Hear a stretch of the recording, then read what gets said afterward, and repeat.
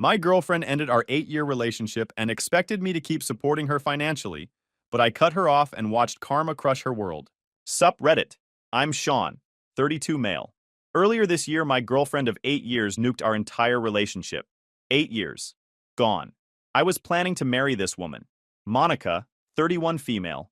Didn't even have the decency to start a fight or give me some kind of buildup. Nope. She came home from her sister's place one Thursday evening, sat down on the couch we'd bought together 3 years ago, and hit me with, "I don't love you anymore. I haven't for a while." That was it. She said it the same way you'd tell someone you're switching to oat milk, like she'd already moved on months ago. I sat there like an idiot with my drink halfway to my mouth, trying to process what just happened.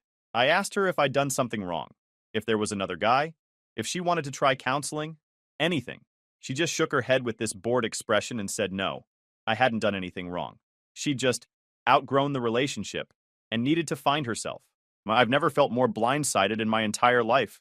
Yeah, we weren't perfect, but we were good. Or so I thought. I loved this woman. I'd built my entire adult life around her.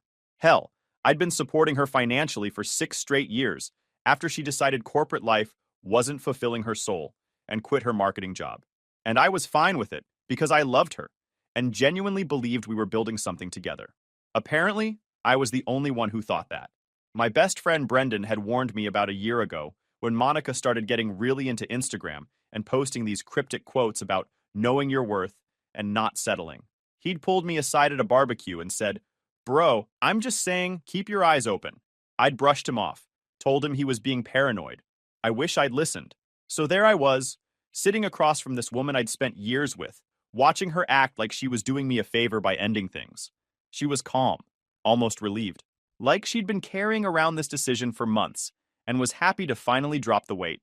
I asked her one more time if this was really what she wanted, if there was anything I could do. She nodded and said, "Yeah, this is what I want. I need space to grow." I was paying for everything in her life, and she needed space to grow. At that point, I realized there was nothing left to say. I wasn't about to beg someone to stay if they didn't want to be there. That's not how I operate. So I told her straight up to pack a bag and go stay at her sister Kristen's place. I needed time to think, and I couldn't do it with her sitting there, acting like we'd just agreed to try a new restaurant. She didn't like that. At all. Her whole calm demeanor cracked, and she asked why she had to be the one to leave. Said it was her home, too. I reminded her that she was the one ending things, not me. Then I asked for her house key. That really set her off. She started going on about how I was being aggressive and controlling, but after some back and forth, she finally tossed the key on the table. Watching her pack was surreal. 8 years together, and she had a suitcase ready in 20 minutes. Before she left, she turned to me and said, "I hope you can be mature about this." I just stared at her. Then she walked out without another word. That night, I sat in the living room with Brendan on FaceTime.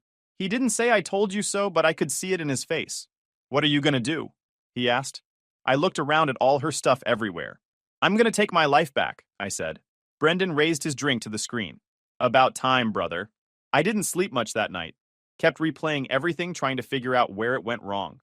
I'd given her 8 years of my life, financial support, freedom to find herself without worrying about bills or rent, and somehow it still wasn't enough. The next morning, I woke up to an empty house. I knew I had to start making moves, but first I needed coffee, and then I needed a plan. Around noon, my phone rang. Monica. I almost didn't answer, but maybe she'd changed her mind. Maybe she wanted to actually talk like adults. So I picked up. "Hey," she said, casual as anything. I kept my voice neutral. "What's up?" "I just wanted to check in and see how you're doing," she said. Check in. Like she hadn't just nuked my entire life less than 24 hours ago. "You wanted to check in?"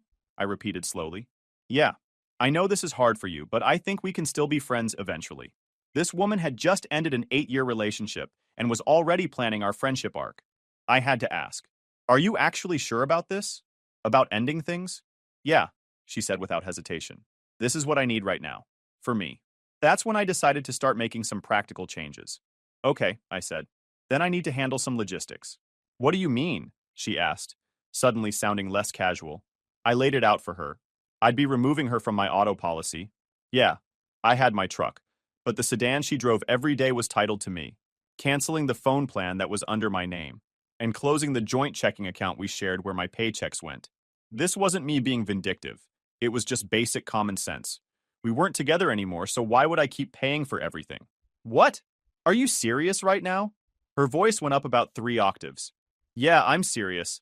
Why would I keep paying for your stuff when you just ended our relationship? Because you're not a child? She snapped. God, I knew you'd make this difficult. You're being so petty. It's not petty, I said, keeping my voice level. It's reality. You can't expect me to keep taking care of you financially when you've decided you don't want to be with me. She went off, started yelling about how I was trying to punish her for breaking up with me, how I was being vindictive and cruel, how she'd sacrificed so much for our relationship, and this was how I was treating her. I reminded her that her main sacrifice was quitting her job 6 years ago to find herself, and then spending my money ever since. That didn't go over well. She called me a jerk and hung up. Over the next few days, I actually followed through. The first stop was the insurance company. Removed her from my policy. Then I went to the phone store and canceled her line.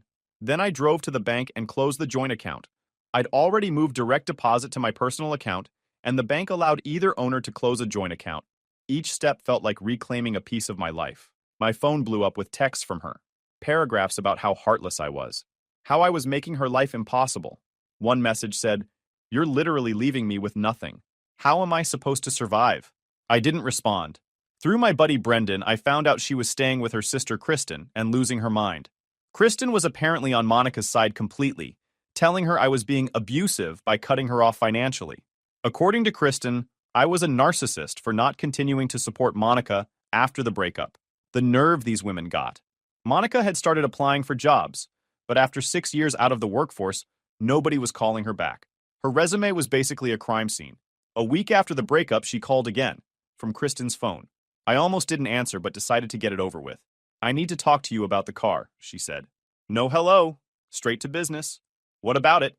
I need you to let me use it, just until I can get back on my feet and save up for my own." I laughed. Actually laughed out loud.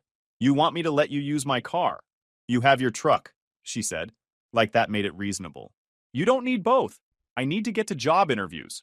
Then take an Uber. Are you kidding me right now? Do you know how expensive that is?"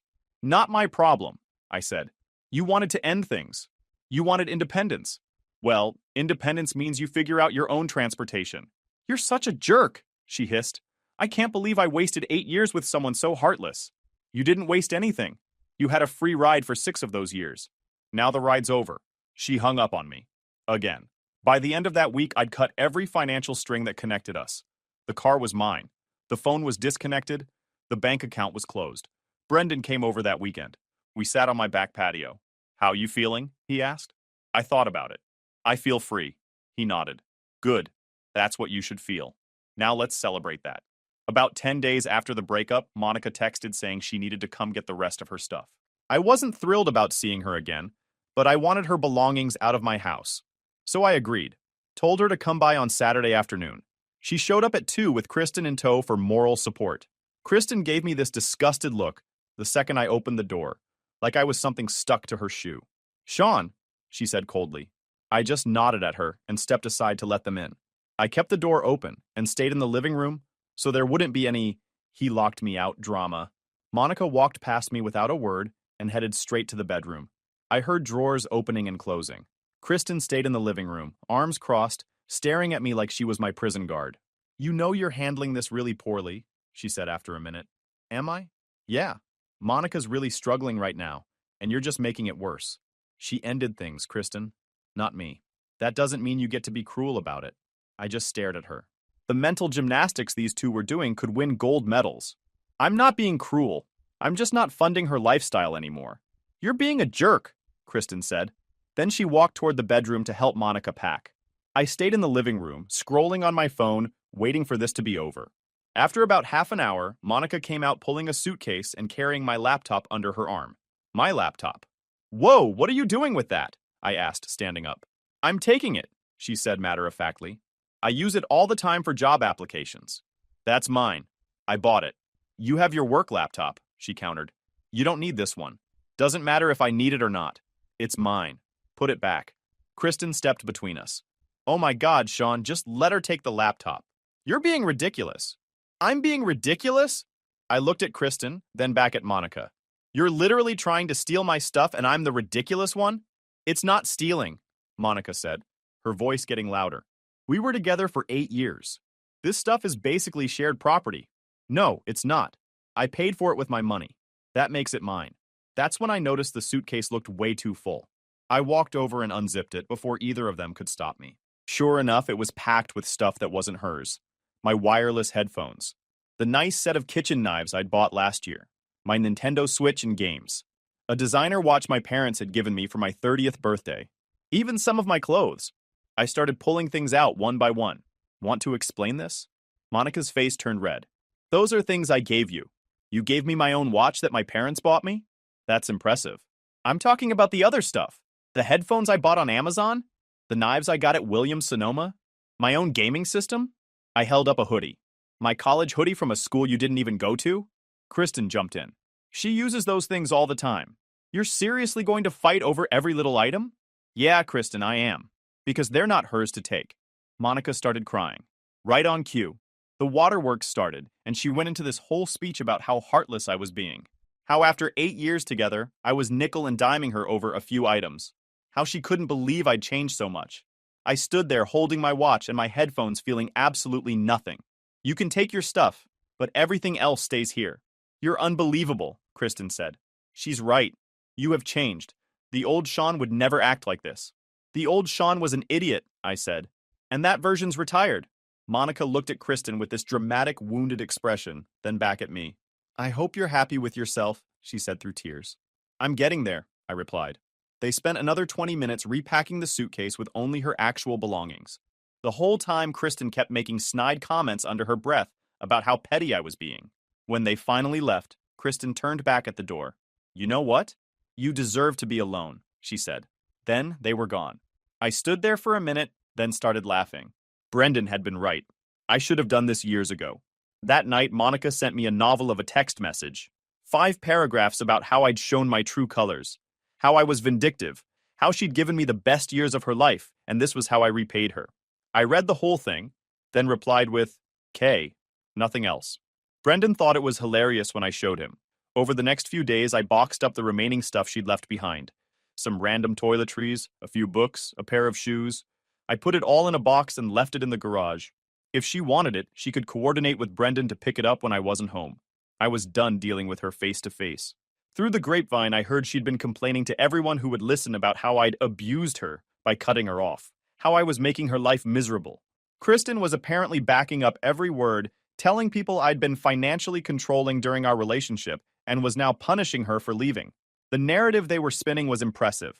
They'd turned me into some kind of villain for the crime of not wanting to keep paying for my ex-girlfriend's life after she dumped me. But I didn't care. Let them tell whatever story they wanted. The people who actually knew me knew the truth, and that was enough. 2 weeks after the suitcase incident, my phone rang late on a Tuesday night. Unknown number. I stared at the screen for a minute, then picked up. Yeah, it was Monica. I need help, she said. Her voice was shaky, almost panicked. I stayed quiet for a few seconds. With what? I've applied to like 50 places and nothing and nobody's calling me back, she paused. I don't know what to do. That's rough, I said, keeping my tone neutral. But I don't know what you want me to do about it. You could help me, she said, her voice getting sharper. I gave up my career for you. For us. The least you could do is help me get back on my feet. There it was. You didn't give up your career for me? I said slowly. You quit your job 6 years ago because you said you couldn't be creative in a corporate environment. Those were your exact words. I quit because you said you'd support me. I did support you. For 6 years. While you figured out what you wanted to do with your life. So now you get to support yourself. She started crying, going on about how hard everything was. How her sister was pressuring her to find work and contribute to bills. How she was sleeping on Kristen's couch and had no money for anything. I have nothing right now, she sobbed. I'm sorry you're struggling, but this isn't my responsibility anymore. So that's it? Her voice went from crying to angry in a heartbeat. 8 years together, and you're just going to watch me suffer? You made this choice, Monica. Not me. You don't get to come back crying for help now. She started yelling then, calling me names, saying I'd never really loved her, that she couldn't believe she'd wasted 8 years with someone so heartless and selfish. I let her vent for about 30 seconds, then cut in. You done? Screw you, Sean, she hissed. Then she hung up. Over the next week, my phone was flooded with texts. They started emotional, full of regret and apologies. But when I didn't respond, her tone completely shifted. The messages became bitter. I was heartless, cruel, a narcissist, an abuser. She said I was ruining her life on purpose and that karma would come for me eventually. The irony about that. I showed them to Brendan over food one night. He read through them and just shook his head. Bro, this is psycho behavior. Yep. You gonna respond? Nope. Good man. Idal?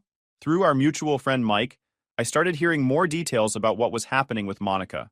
Kristen had apparently given her an ultimatum. Find a job and start contributing to rent and bills within 3 weeks, or get out. Monica was spiraling, applying everywhere she could think of, but after 6 years out of the workforce, her resume was basically radioactive. Mike told me she'd had a complete breakdown at a friend's birthday party, started crying at the table about how she'd ruined her life and how unfair everything was. Her friend had apparently tried to comfort her, but Monica just kept going on about how I was destroying her future by cutting her off. The victim mentality was unreal.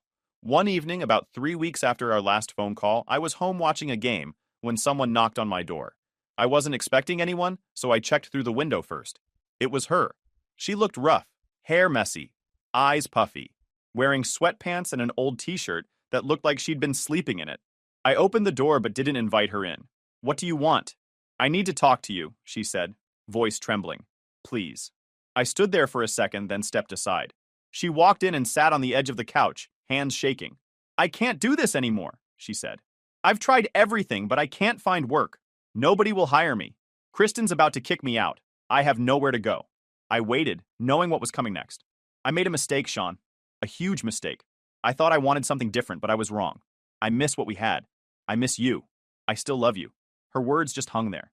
But instead of feeling anything, I just felt tired. You don't love me, I said. You love not having to work or worry about bills. That's not the same thing. That's not true, she insisted, tears starting. I really do miss you. Miss us. Monica, you told me you didn't love me anymore. You said you'd outgrown the relationship. You ended things.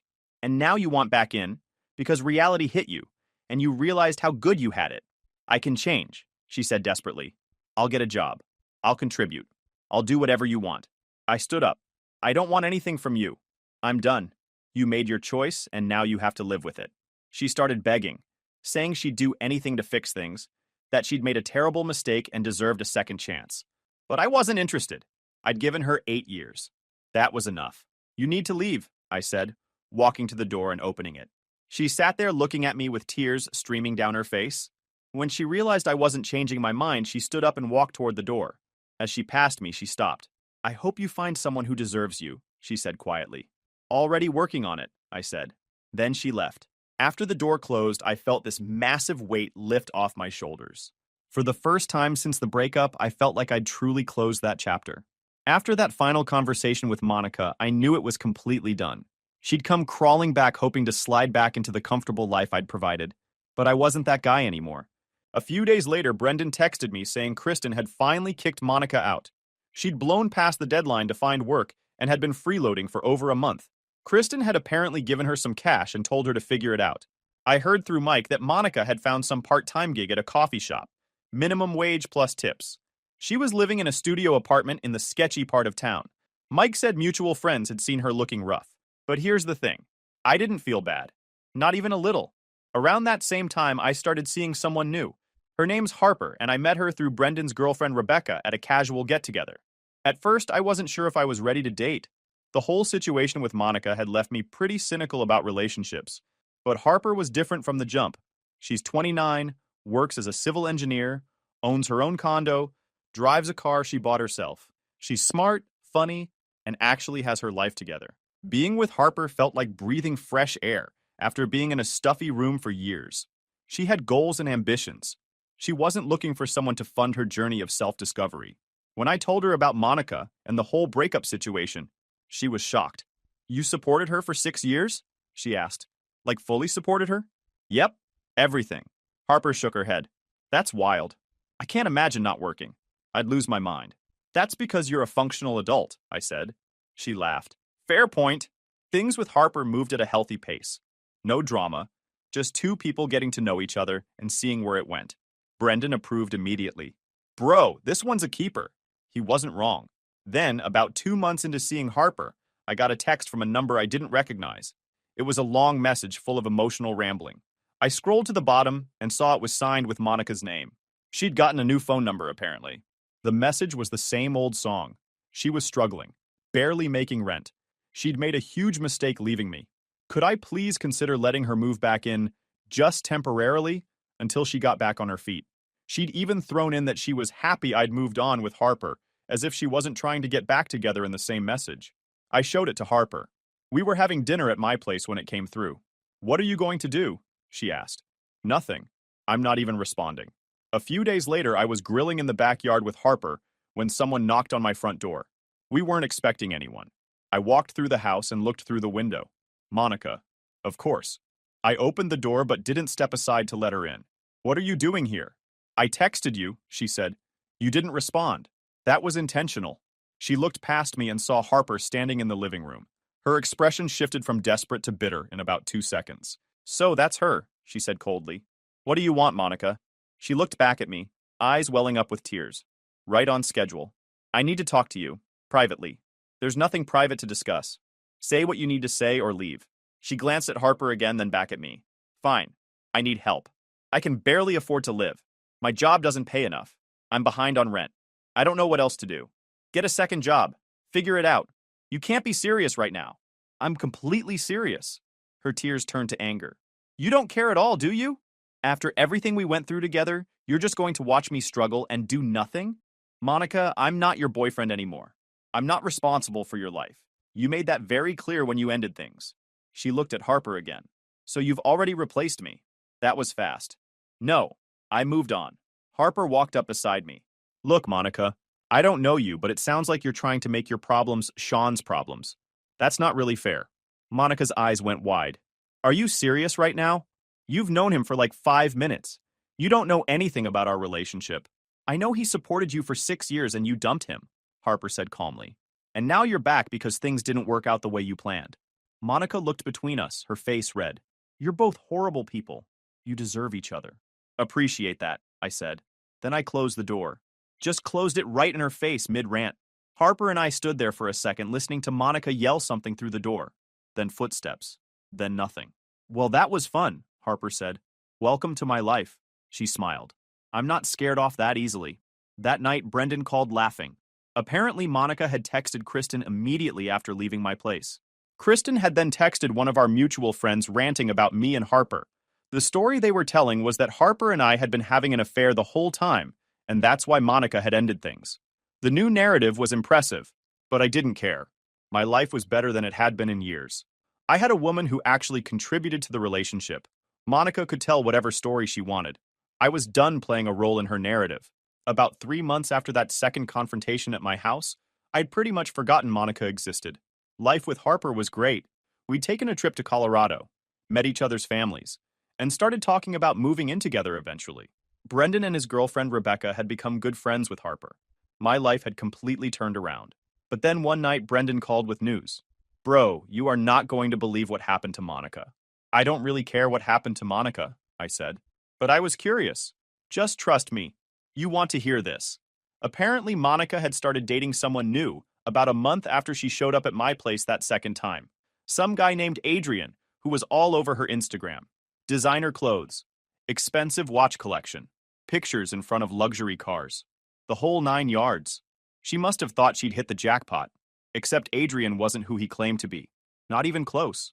At first, everything looked perfect from the outside. He was showering her with gifts, taking her to expensive restaurants, flying her to Miami and Vegas for weekends.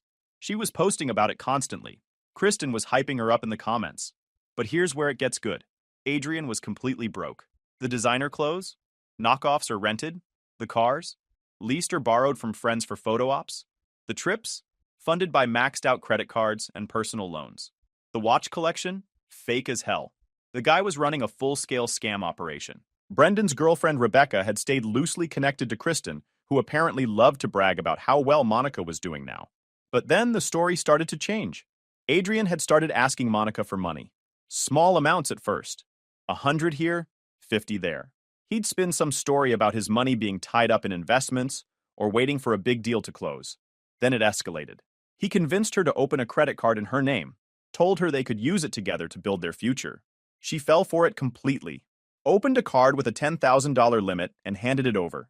Within 3 weeks, it was maxed out. He told her not to worry, that he'd pay it off once his deal closed. The deal never closed because there was no deal.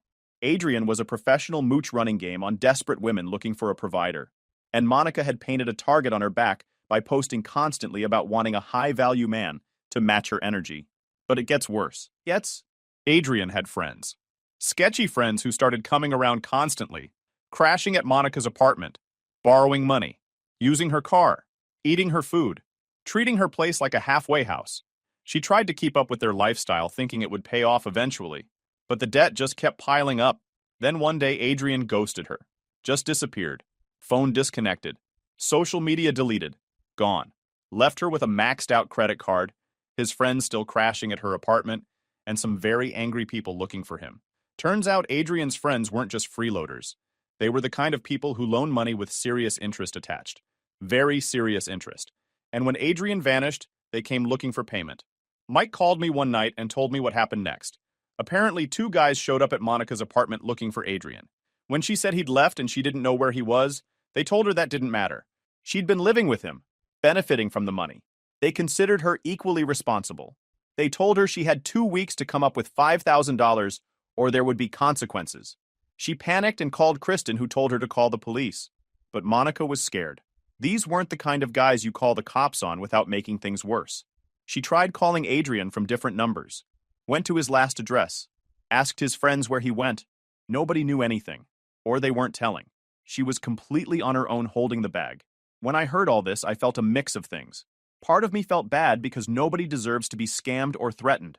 But another part of me couldn't help thinking this is exactly what happens when you spend your life looking for someone else to solve your problems.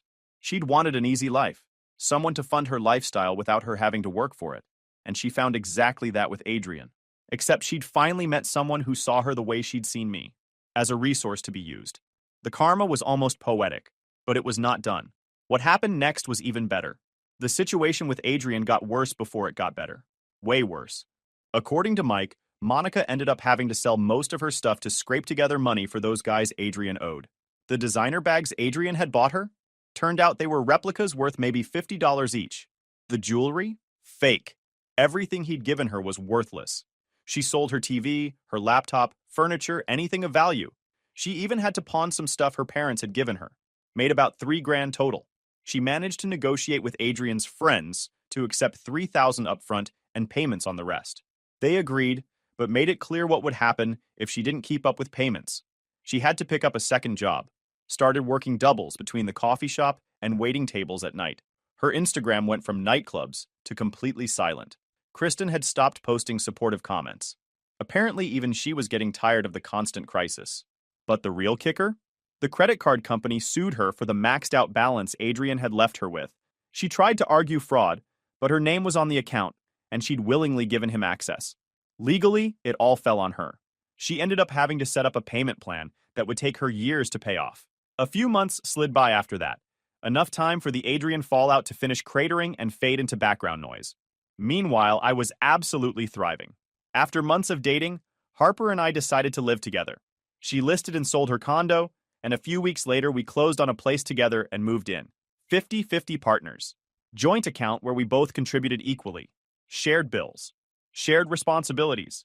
It was like experiencing what a real adult relationship was supposed to be for the first time. Brendan and Rebecca had gotten engaged. They'd asked Harper and me to be in the wedding party. My career was going well. Life was genuinely good. About 4 months after the Adrian situation imploded, I was at a sports bar with Brendan and some friends watching a game when someone tapped my shoulder. I turned around and there was Monica. "Sean," she said, "can we talk?" Brendan immediately stood up. "Nah, we're good." "It's fine," I said to Brendan.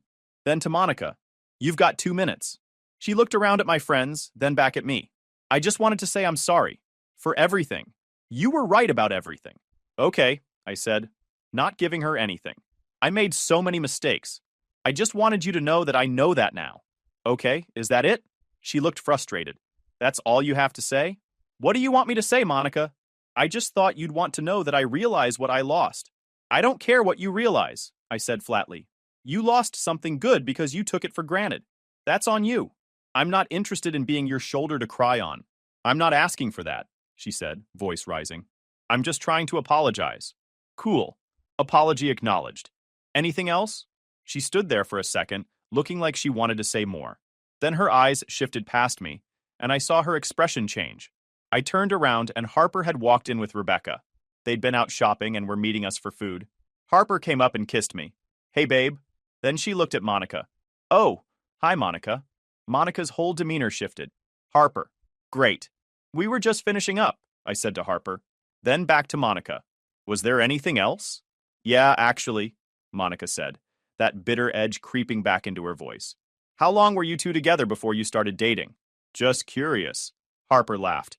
We met months after you guys broke up, but I'm sure you've already created whatever story makes you feel better.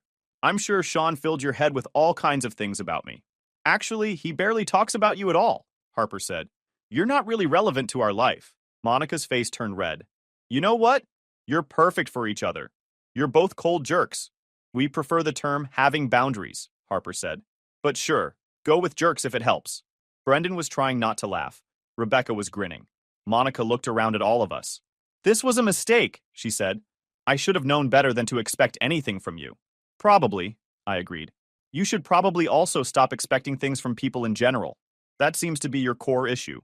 Forget you, Sean. I hope you know you destroyed me. No, I said.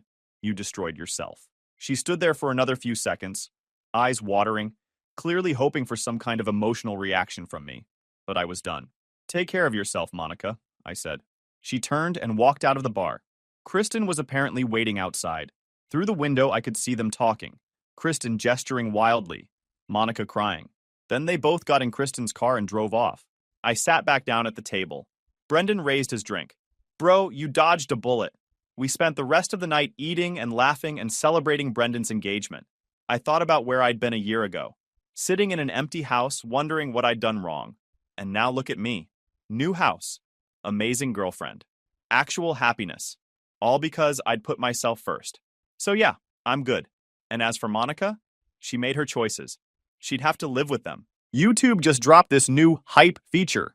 If you're hooked on this story, smash that hype button. It tells YouTube this video deserves to blow up, and it keeps even crazier stories coming your way.